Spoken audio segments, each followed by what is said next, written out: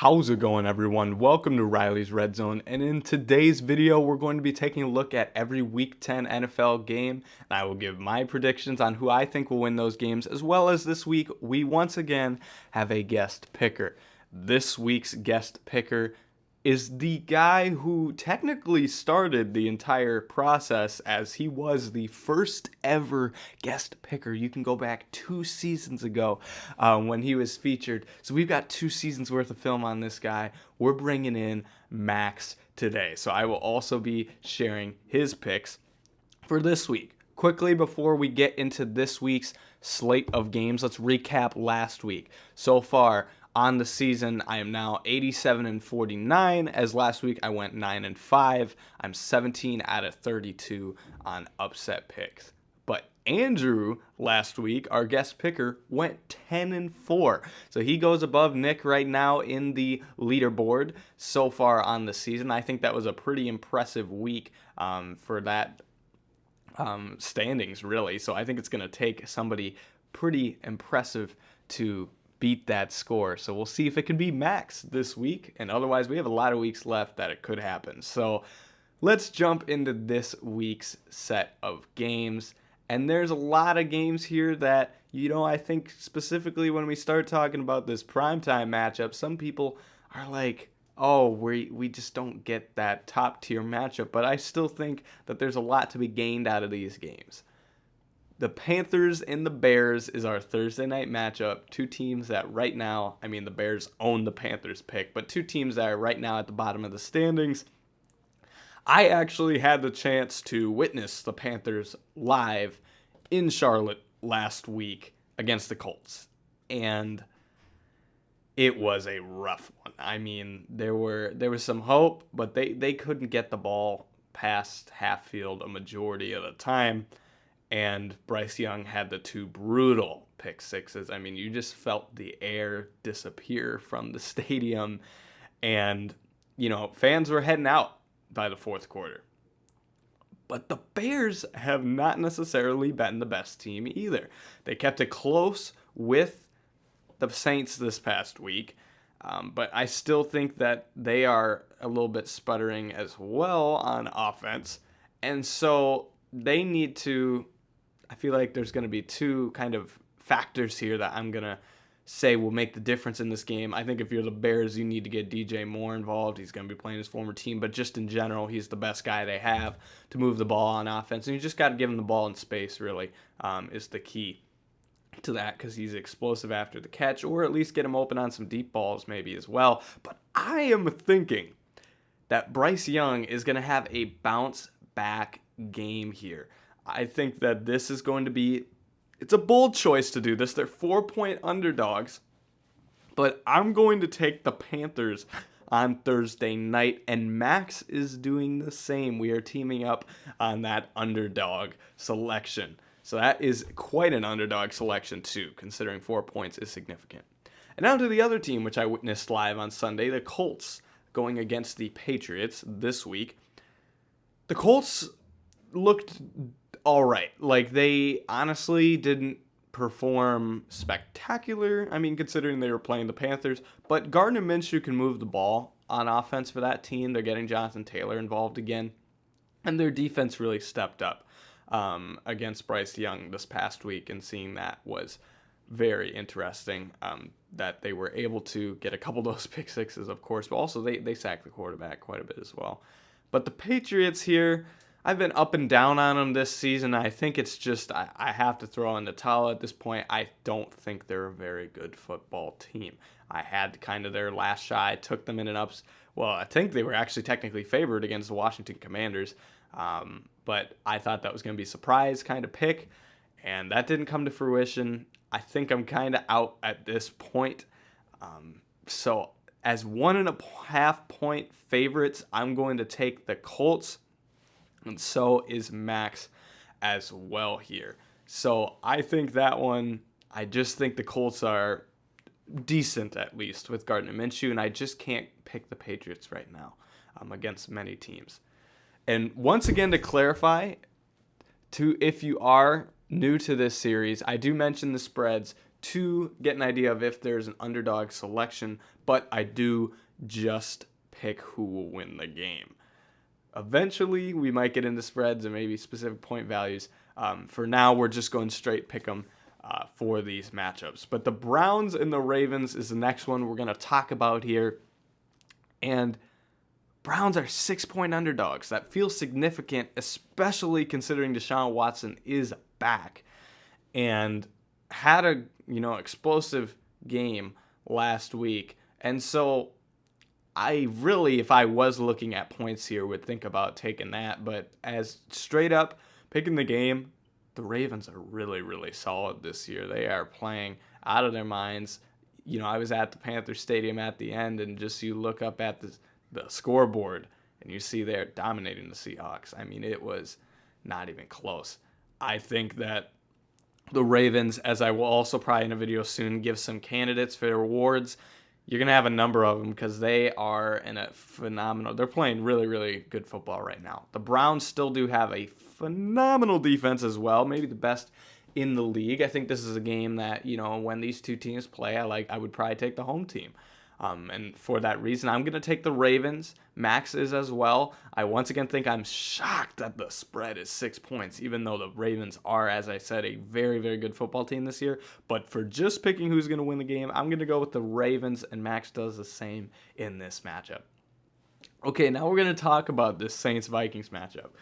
Vikings coming out of nowhere last week. It actually, I guess, let's give credit. Jaren Hall did start the game and actually looked all right, and you might even want to eventually look back to what you have in the future if you give him a chance again. But for right now, Dobbs absolutely lit up the scoreboard for him. So you got to roll with him. Phenomenal performance. After you might not even know the teammates' names, but he had enough confidence to go ahead and, just take over the game, really. With his legs. It was something where, you look back and he started slow, but he closed the game well.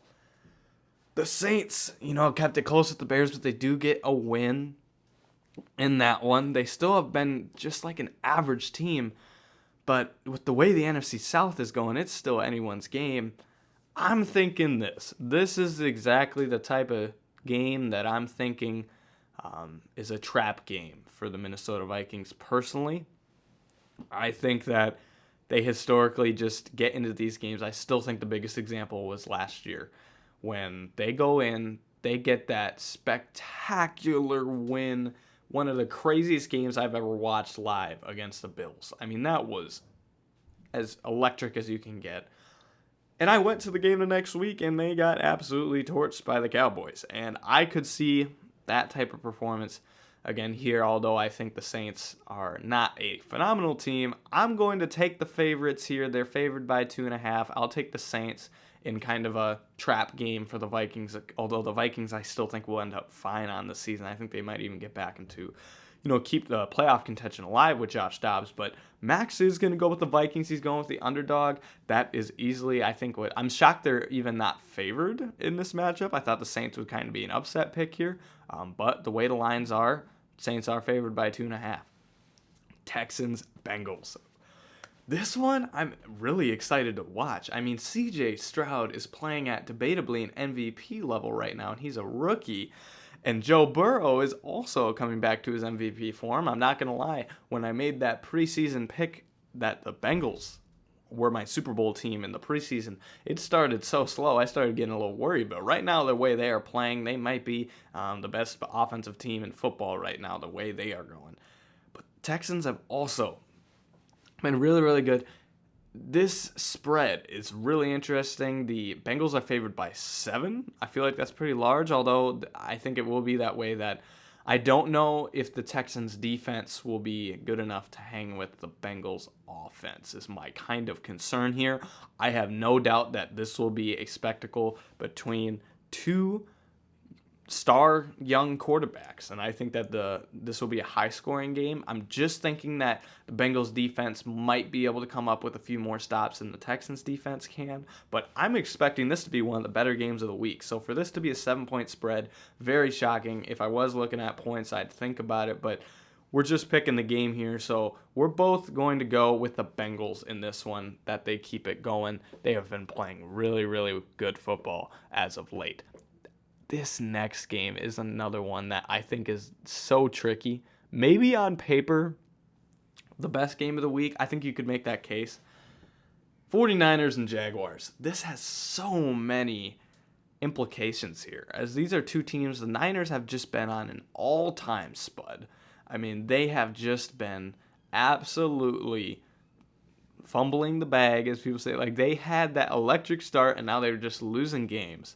Not looking quite as they should potentially as they were early in the season.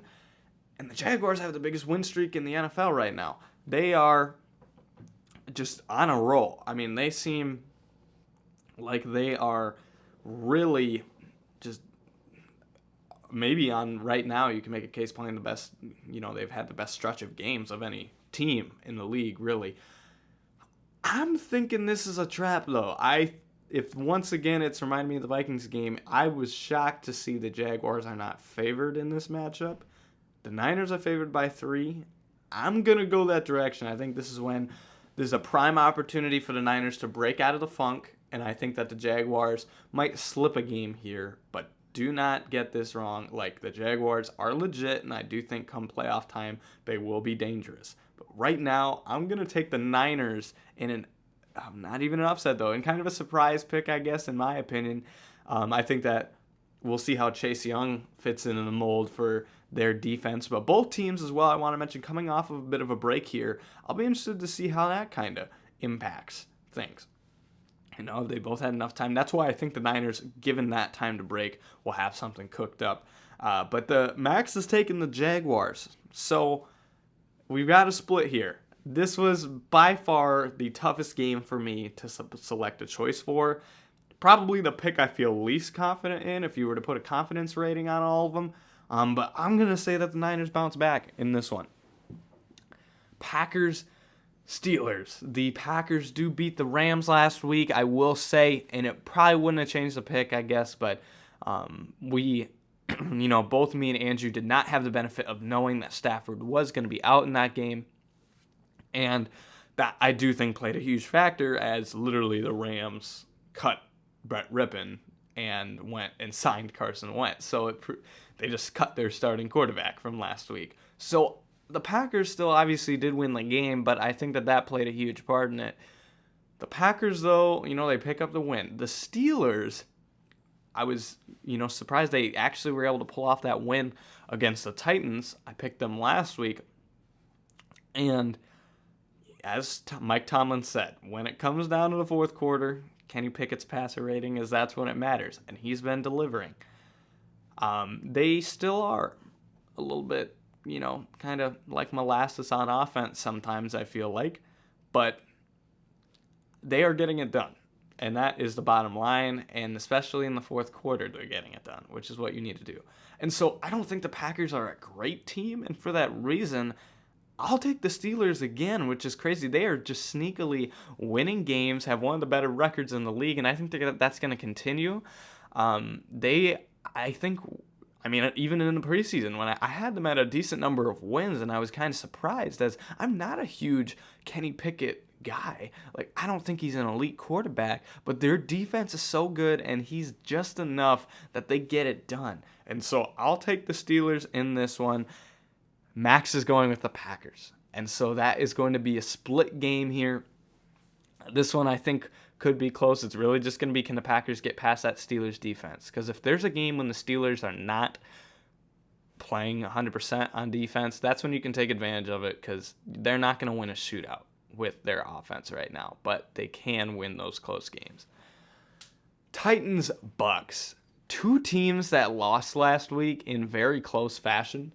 I did take the Bucs, and I really thought I was in Panthers Stadium. I was in, I was in Charlotte, and it's towards the end, and I want to make sure I'm seeing what's going on.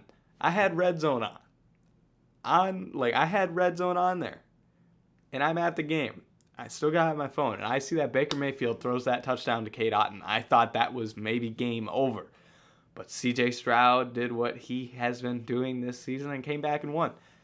And for the Titans, they named Will Levis a starter now for the rest of the season, which I think is a smart play. They kept it close last week. And that's really all you could ask for, I guess, from a rookie quarterback. They even had a chance potentially at times. He performed well enough, though, that I think they made the smart choice in just leaving him as a starter right now. These are two teams that it's so tough because I think that the Bucs really have a chance. Like they just keep games close.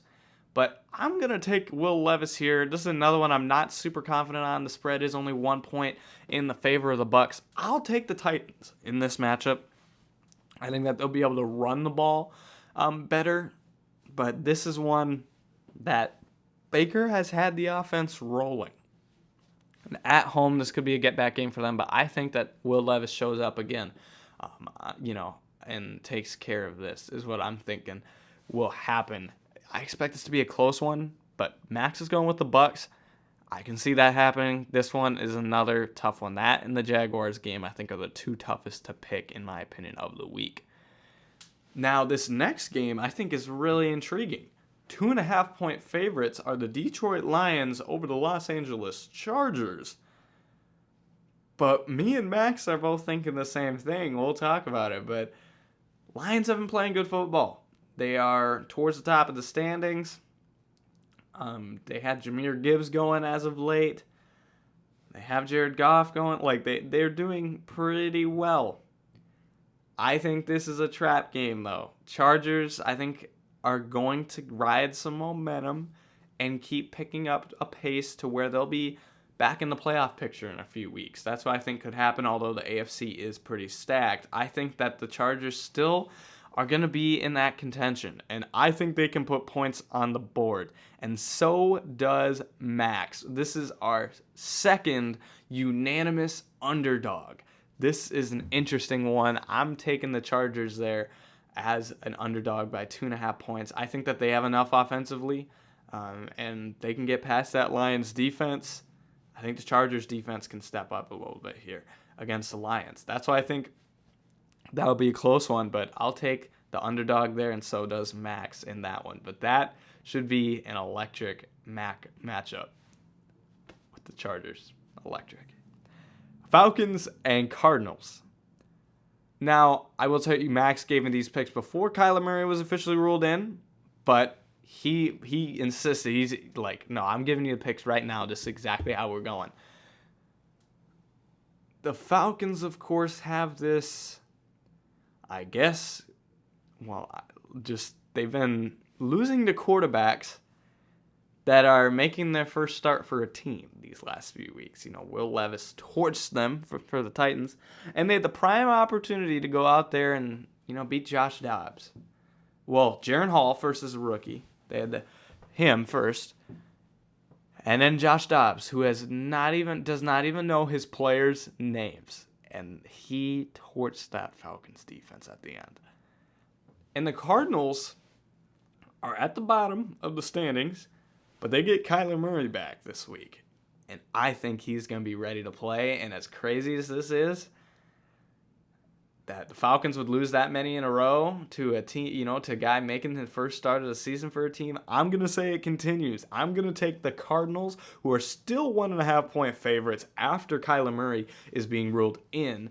The Falcons have been, I'd say, I kind of want to, at the end of the year, look at what my record was picking each team.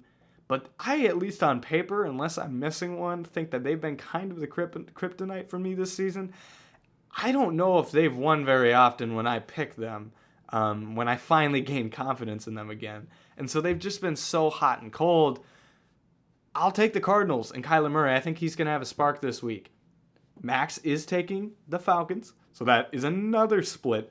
We have quite a lot of games that we chose different teams for, and that will certainly shake up the standings when we look at it next week. Seahawks, Commanders here. Commanders do get a win against the Patriots, and the Seahawks get blown out, but that does not change the fact that they are favored by 6 points. I do think that spread is a little bit confident there on the side of the Seahawks, considering the Commanders did just get a win. They're still a competent football team, but I will take the Seahawks here in a bounce-back game. Sam Howell, I do think, as the reports have been saying, I think he's shown enough this year that you can build around him, but still holding on to the ball a little bit too long, but they're getting it done. They have a pretty solid record. I think the Seahawks, though, will get the win on Sunday, and so does Max in that one. So that one is one I expect to be closer maybe than the 6 points that they're giving the Seahawks, but I think that will be a potentially close matchup. But I'll take the Seahawks. Now, it's expected not to be a close matchup is the Giants and the Cowboys. Yes, I'm reading this right. The Cowboys are favored by 16 points, 16.5 by some outlets. And at the same time, you can't really disagree with that. The Giants do not really have a proven quarterback. They have Tommy DeVito at this point, as Daniel Jones is out for the year. Tyrod Taylor is on injured reserve.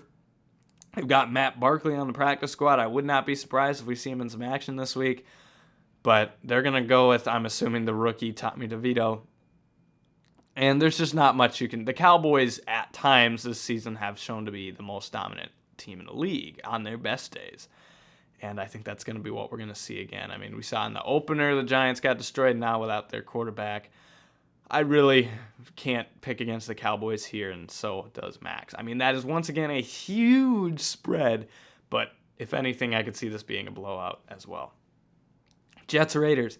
Raiders, me and Andrew last week both saw that coming with the interim head coach getting a win. That did happen. This week, they're 1.5-point underdogs against the Jets. Jets were so slow on offense on Monday night. But I'll take the Jets in this one. And so does Max. We're both going to go with the favorites. I think the Raiders are turning a new leaf and are going to, be on the up and up this season. They'll pull out some sneaky wins, but I think this is a bounce back for the Jets. This is their opportunity to me. If they don't deliver here, I think that they've talked about they're not going to bench Wilson, but his offense is just so slow. You just wonder what if Rodgers was healthy this season, what this team would have done, because that defense is so electric. And the Raiders did get that win last week, but with Aiden O'Connell as well, he put up a good performance. But I think I'm going to go with the same kind of idea that I've gone with other teams. And I think after huge wins, sometimes you go back down. But I'm telling you, the Raiders are going in the right direction now. But me and Max have both taken the Jets. And to close out the week, we've got the Broncos and the Bills. Bills, I thought, could take the win last week, but they were unable to do that. And so I am still going to take them here, and so is Max on Monday night. The Broncos, they pulled off that win against the Chiefs, but I still think that I'm not really confident in them quite yet, although 7.5 points I think is a little large. So I'm looking at that, but I'm going to take the Bills in this matchup. I think it could be closer than they expect. But those are the picks for this week. I greatly appreciate you sticking around this point in the video, and stay tuned. We'll probably have an awards show, kind of mid-season check-in coming up soon, as well as next week's picks will, of course, be out soon as well. So thank you so much for watching this video, and I will see you in the next one.